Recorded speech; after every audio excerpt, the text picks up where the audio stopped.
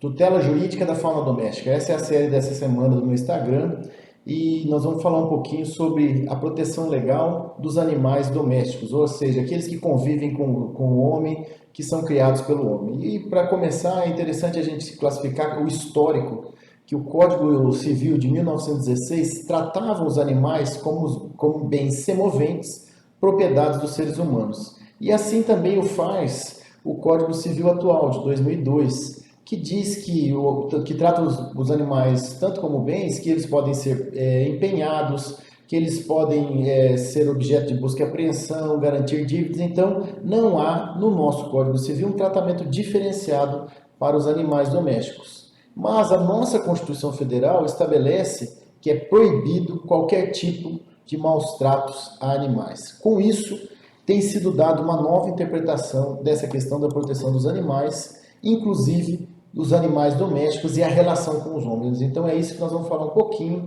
Lembrando que há leis de proteção aos animais, como a Lei 5.197 de 67, que trata de proteção à fauna. Os animais, pela Lei da Política Nacional do Meio Ambiente, que é a 6938, são considerados como recursos ambientais, porque a fauna está dentro dos recursos naturais, e os recursos naturais são essenciais ao meio ambiente equilibrado. A Lei 9.605, que nós vamos falar um pouco mais detidamente, trata a questão dos maus tratos, trata a questão do crime de caça ilegal e outros tipos que protegem a fauna. E a Lei Federal 13.426, que trata de controle de natalidade de cães e gatos. Mas, tratando já da tutela jurídica da fauna doméstica, ou seja, dos animais domésticos, o primeiro ponto que eu queria trazer para vocês é a questão da Lei Federal 9.605, que no artigo 32 traz o crime de maus tratos. Maltratar, tratar com crueldade, mutilar, abusar de animais é considerado crime pelo artigo 32 da Lei de Crimes Ambientais, que é a Lei 9.605. Pois bem, não temos um conceito legal de maus tratos, mas nós temos o decreto 24.645, que foi revogado, que ele é de 1934, que trazia alguns exemplos de maus tratos, e temos também a resolução 1236 de 2018 do Conselho de Medicina Veterinária. Essa resolução traz o conceito de maus tratos.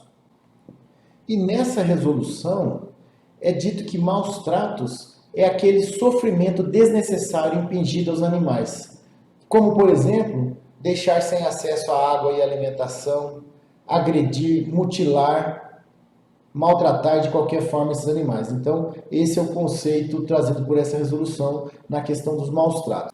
Além disso, eu trouxe para vocês alguns casos de jurisprudências em que os tribunais entenderam em que houve casos de maus tratos. Por exemplo, uma ação do STJ que entendeu que é crime de maus tratos fazer rinha de galos, ou seja, provocar briga de galos.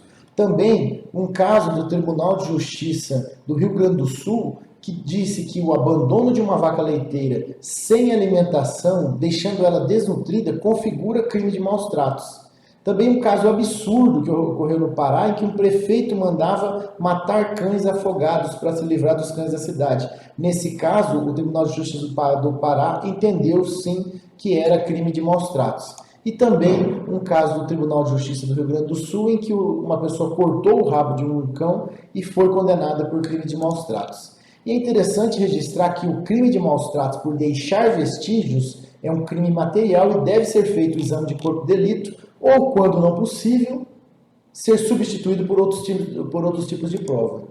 Um caso emblemático que ocorreu na questão dos maus tratos foi julgado pela Justiça de São Paulo, denominado caso Dalva, em que uma senhora, uma pessoa, uma serial killer, matou 37 animais entre cães e gatos, e ela foi condenada em concurso material, ou seja, somou-se a pena de cada um dos maus tratos em razão da morte desses animais para que ela fosse condenada, numa condenação inicial de 12 anos, que depois o Tribunal de Justiça de São Paulo elevou para 16 anos e 6 meses de prisão. Então esse é um caso paradigmático em que a configuração do crime de maus tratos contra vários animais configura concurso material e gera a soma das penas dos crimes cometidos.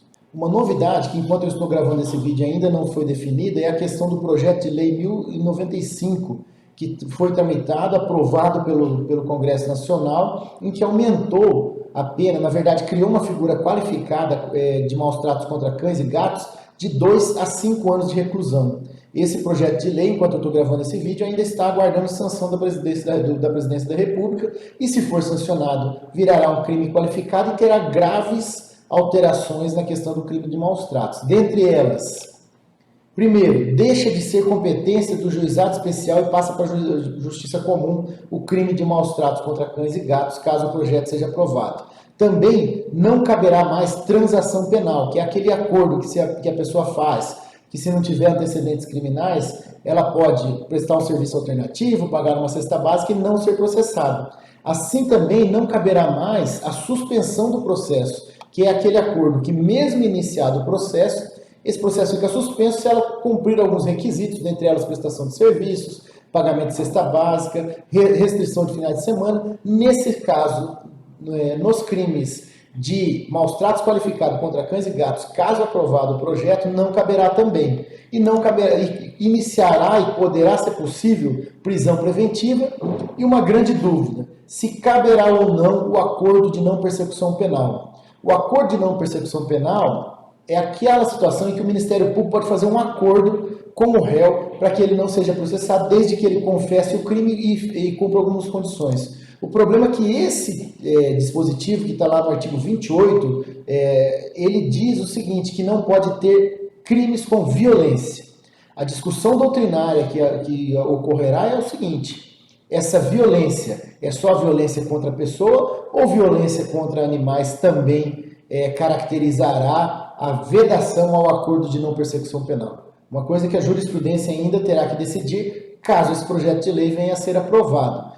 Mas, se levarmos em conta o posicionamento do STJ, em alguns casos, que eu vou citar mais adiante, em que deu uma característica aos animais, não só de bens, mas também de ser ciente, inclusive com afeto para o ser humano, é possível que a corrente, no sentido que entenda que a violência contra o animal veda o acordo de não persecução penal, é possível que essa venha a prevalecer. Dentro dessa temática dos animais domésticos, é muito importante ressaltar a relação e a competência e atribuição e obrigação do município em atuar na questão dos animais, especialmente os animais de ruas. Tem decisões dos tribunais, inclusive do Tribunal de Justiça do Rio Grande do Sul, dizendo que o município é responsável pelos maus tratos quando ocorridos em canis e que ele deve zelar pela limpeza e pela sanidade desses locais e pelo bem-estar desses animais. Além disso, o Tribunal de Justiça de São Paulo já determinou que municípios recolhessem os animais abandonados em espaço público e lhes garantissem uma boa condição em espaços adequados. Como eu disse antes, e em relação aos animais, nas relações afetivas com as pessoas, eles são meros objetos? Ou eles são seres sencientes? Eles devem ser levados em consideração na separação de um casal, por exemplo? Pois bem, o Tribunal de Justiça de São Paulo e depois o Superior Tribunal de Justiça entendeu que nesses casos, um animal de estimação não deve ser tratado simplesmente como um bem imóvel, como uma televisão, uma geladeira, qualquer coisa que esteja na casa. Ele decidiu, no caso de um companheiro que separou-se de uma companheira, que ele tinha direito a visitas a uma cachorrinha que eles tinham em comum. Eles entenderam que, nesse caso, prevalece um vínculo afetivo das pessoas com os animais. Eles não deram equiparação total com a guarda, mas reconheceram esse vínculo afetivo e que essas visitas ou guarda compartilhada devem ser levadas em consideração em relação às pessoas que sentem aquilo com os animais. Então, apesar de não terem equiparado a guarda, como é o caso das crianças, em que a guarda é feita no interesse dos filhos e não dos pais, no caso, eles entenderam que, apesar de não ser o animal doméstico tratado como um mero bem, uma televisão, uma geladeira ou coisa parecida, esse animal doméstico gera um direito de visita ou guarda compartilhada no interesse das pessoas que tenham aquela relação afetiva com aquele animal. Encaminhando para o final desse vídeo, eu queria trazer mais alguns casos interessantes para vocês. O primeiro é o seguinte, que o STF já reconheceu que é inconstitucional a lei que autoriza rinha ou briga de galo, certo? Também Recentemente, num julgamento monocrático ainda, numa liminar, o STF proibiu o abate de animais apreendidos, animais domésticos apreendidos, ao argumento de que não se tem onde deixá-los e que isso seria melhor do que deixá-los com os seus agressores ou qualquer situação desse tipo. O que vinha acontecendo é que algumas autoridades, inclusive judiciais, vinham autorizando que, por exemplo, galos de rinha, de rinha ou de briga de galo, que foram apreendidos e que não havia um local para ficar, que fossem abatidos em razão de não haver esse local adequado. O STF, na DPF 640, entendeu agora, o ministro Gilmar Mendes deu uma liminar, suspendendo qualquer tipo de ato judicial ou administrativo que determinasse esse abate, por entender que isso viola a Constituição. Essa ação ainda não foi julgada, ainda temos que ver o que o STF vai decidir no mérito. Bom, além disso, nessa questão que eu disse, a briga de galos foi declarada inconstitucional, algumas leis que autorizavam, e também a questão da farra do boi. A farra do boi e quaisquer outros esportes ou que violem e causem maus tratos têm sido reconhecidos inconstitucionais as leis que autorizam pelo Supremo Tribunal Federal. Então, dentre elas, um caso de Santa Catarina, que autorizava a farra do boi, e também um caso de uma lei estadual que autorizava a vaquejada. Em relação à vaquejada, tem uma questão interessante. Foi criada a emenda constitucional número 96, e com ela dizendo que aquilo que for patrimônio cultural reconhecido não se enquadra como maus tratos animais. Houve uma lei nesse sentido reconhecendo, e hoje tem uma ação direta de inconstitucionalidade para decidir se essa emenda constitucional que foi realizada e a lei que embasa esse reconhecimento da vaquejada como patrimônio cultural são inconstitucionais ou não. Por último, queria trazer para vocês mais dois casos interessantes para se conhecer. Um deles é a questão do abate do javali. O javali é um animal exótico que escapou, está na natureza hoje, tem causado danos às propriedades, às lavouras, inclusive a outros animais, e em razão disso, em razão da lei de crimes ambientais, permitiu o abate de animais nocivos quando autorizado pelo órgão ambiental, e nesse caso, ainda mais, tratando-se de um animal de fauna exótica, a Instrução Normativa 3 de 2013, que depois foi atualizada, essa instrução normativa permite a caça do javali, permite o abate do javali, sem que se permita os maus tratos.